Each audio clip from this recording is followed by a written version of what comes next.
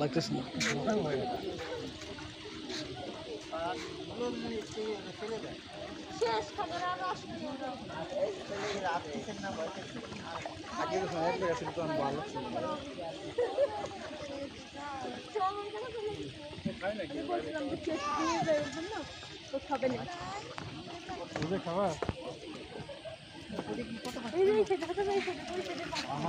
মাছের সাথে বুঝছেন হাত লাগতেছে কিন্তু মানে আমার এনার্জির ভিতরে আসতেছে।